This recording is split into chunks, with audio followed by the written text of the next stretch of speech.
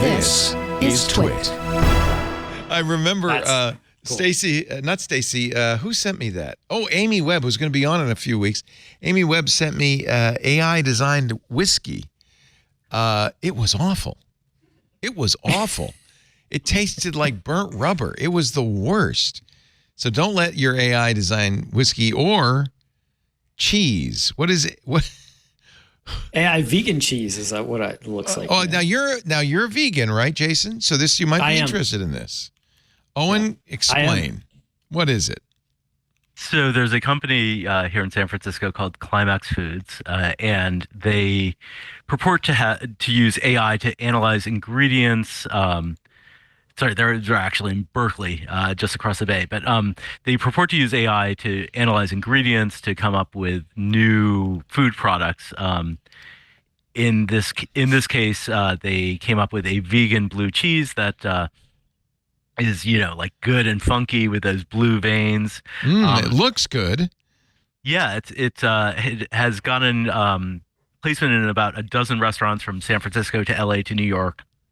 And it's available in 2 markets. Actually, one, I think, not too far from you in Marin County, and also online from online grocer called Good Eggs. Not widely distributed.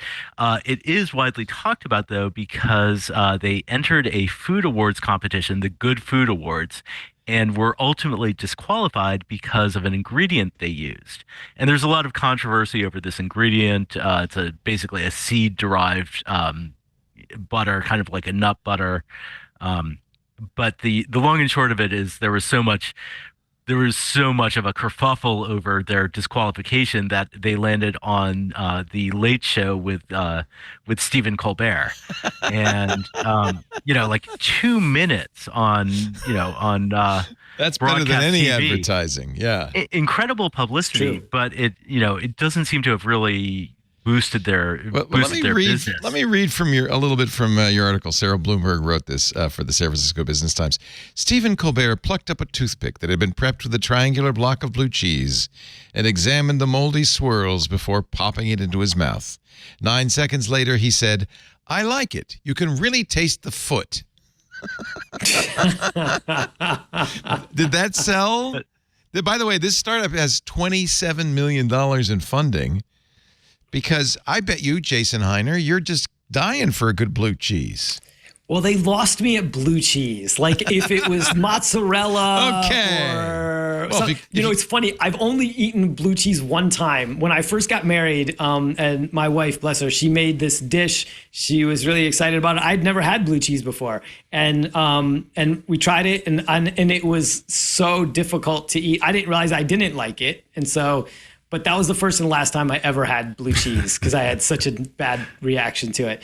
My gut had such a bad reaction to it. Yeah. But is there good vegan cheese out there? There is. There's actually one that's in Northern California called Miyoko's, which is now like national and is really good. They do vegan cheeses. It's handcrafted. They also do like whipped butter and other things that are plant-based and is terrific. There's some others as well. I think like the ones that are made out of like cashew cheese and that kind of thing like makes a good sort of ricotta substitute. So there are much better ones than there were like 10 years ago. I've been a vegan for almost 15 years and it's gotten a lot better the last like 5 to 7 years, especially with sort of the dairy replacements. It feels like that you should just eat fruits, nuts, and vegetables and not be eating simulated animal products, though. I mean, it's true. I don't eat a lot of the simulated stuff. I guess when you're first transitioning, maybe you have a craving for a hamburger and then, okay. But it seems like the whole point is to not eat animals, even fake ones. I mean,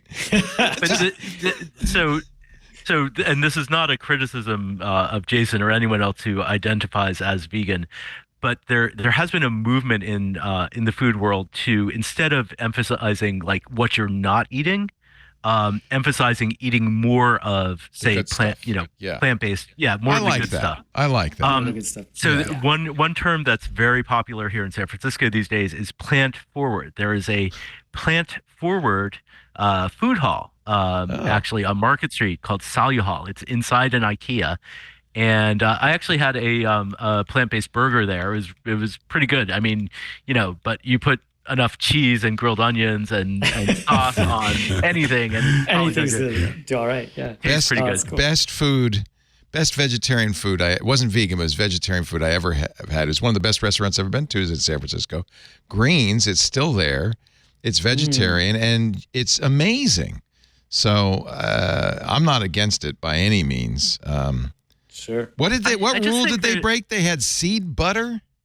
Yes, and it's called kokum butter, and apparently this is not a material that's been deemed GRAS or generally recognized as safe. So if you have a GRAS GRAS product, so it's unsafe.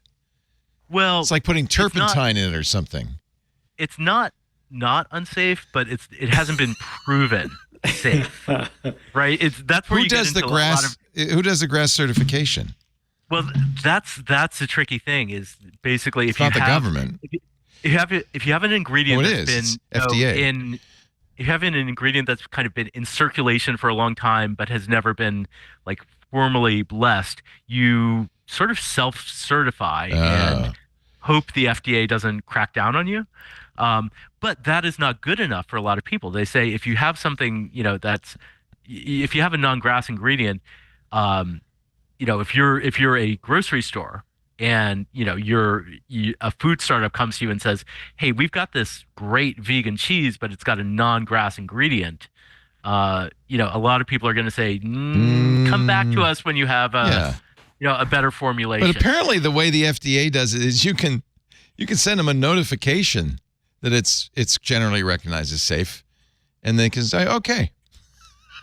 Yeah, and the question is not so much like government regulation, but kind of market regulation. Yeah. Like vegans, as you can imagine, are pretty particular about what they put in their bodies. So this is not the right market segment if you're going to do not put turpentine into my fake cheese. Oh, trust this cheese because AI picked the ingredients for you. I don't think that's a winning marketing, slogan for a lot of people. Now, they may come up with some novel combinations, but I think, that probably the safer route is like, rather than say, oh, we're going to use AI to sort through like thousands and thousands of just like completely wacky ingredients you've never heard of. Maybe use AI to combine existing, completely safe, trusted ingredients, and start from there. I have learned so much in this episode. This is crypto custody, vegan, very AI valuable, cheese. Really good stuff. We've got it all. Amazing. Well, the article, the U.S. Marshals holding custody of Bitcoin is. Yeah. I'm still reeling from that one. Wow. You can read the article on the Berkeley alt cheese startup that went on Colbert, but then lost it all because they weren't GRAS in the San Francisco Business Journal. This guy, the Business Times, this guy is the managing editor of the San Francisco Business Times. But it is at bizjournal.com, so it's very confusing. bizjournals.com/San Francisco. Yes, because San Francisco has to be just a little bit different. Hey, thank you for watching this little snippet from our big show, the News Roundtable, This Week in Tech. I'm Leo Laporte. Each week we cover the week's tech news, in-depth analysis, but it's also fun and engaging. You'll find it at twit.tv along with all of our shows. And if you want more, just hit the subscribe button, and we'll be sure to bring you a lot more great content. Thanks for listening.